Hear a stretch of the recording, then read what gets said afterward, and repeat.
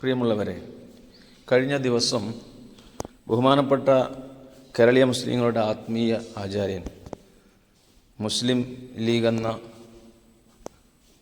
മഹത്തായ രാഷ്ട്രീയ പ്രസ്ഥാനത്തിൻ്റെ അമരക്കാരൻ സയ്യിദുൽ ഉമ്മ സ്വാദിഖ് അലി ശിഹാബ് തങ്ങളെ ജമാഅത്തെ ഇസ്ലാമിയുടെ നേതാക്കളെപ്പോലെ പെരുമാറുന്നെന്ന് പറഞ്ഞ് തങ്ങൾക്കെതിരെ തീവ്രവാദ ബന്ധം ചാർത്തിയ കേരള മുഖ്യമന്ത്രി, ആ മുഖ്യമന്ത്രിയെ പ്രകീർത്തിച്ചുകൊണ്ട് ഇന്ന് 25/11/2024 തിങ്കൾ ചന്ദ്രിക പത്രം, ആ പത്രത്തിൻ്റെ 1-ാം പേജിൽ ഈ പറയപ്പെട്ട പിണറായി വിജയനെ ഹൈലൈറ്റ് ചെയ്തുകൊണ്ടുള്ള ഫുൾ കവർ പരസ്യം ചന്ദ്രിക പ്രസിദ്ധീകരിക്കുമ്പോൾ, കഴിഞ്ഞ ദിവസം സമസ്ത ജമിയത്തുൽ ഉലമയുടെ പത്രമായ സുപ്രഭാതത്തിനെതിരെ കേവലം ഒരു പരസ്യത്തിൻ്റെ പേരിൽ സാമൂഹ്യ മാധ്യമങ്ങളിലും അല്ലാതെയും പത്രത്തെ ബഹിഷ്കരിക്കാനും കത്തിച്ചു കളയാനും വെമ്പൽ കൊണ്ട ആളുകളോട് ചില കാര്യങ്ങൾ ചോദിക്കാതിരിക്കുകയാണ്. ഇത് പത്രത്തിനെതിരെ, ചന്ദ്രികക്കെതിരെയുള്ള ഒരു ശബ്ദമായോ അല്ലെങ്കിൽ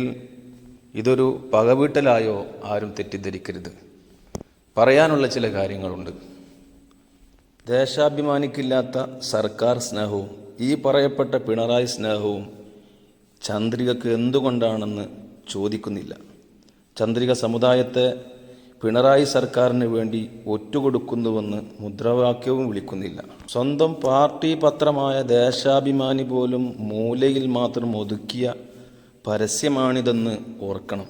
മാത്രവുമല്ല, ഈ പരസ്യം കൊടുക്കാതിരിക്കാനും മാനേജ്മെൻറ്റിന് അധികാരമുണ്ടെന്നും നമ്മൾ മനസ്സിലാക്കണം. എന്നിട്ടും സ്വന്തം വീട്ടിൽ പോലും ചന്ദ്രികയെ അടുപ്പിക്കാതെ മാധ്യമവും മനോരമയും വരുത്തുകയും, എന്നാൽ പരസ്യത്തിൻ്റെ പേരിൽ സമസ്തയുടെ സുപ്രഭാതം പത്രത്തിനെതിരെ വെറുപ്പുൽപാദിപ്പിക്കുകയും സുപ്രഭാതം വരിക്കാരെ തെറ്റിദ്ധരിപ്പിച്ച് പിന്മാറ്റാൻ പണിയെടുക്കുകയും ചെയ്യുന്ന ഈ പാർട്ടിയെ ഒറ്റുകൊടുക്കാൻ ശ്രമിക്കുന്ന ചില ആളുകളെ നാം കരുതിയിരിക്കുക തന്നെ വേണം. അവർക്ക് ചന്ദ്രികയോടും പാർട്ടിയോടുമുള്ള സ്നേഹമല്ല, മറിച്ച് സമസ്തയോടും സുപ്രഭാതത്തോടുമുള്ള അടങ്ങാത്ത പക മാത്രമാണ്.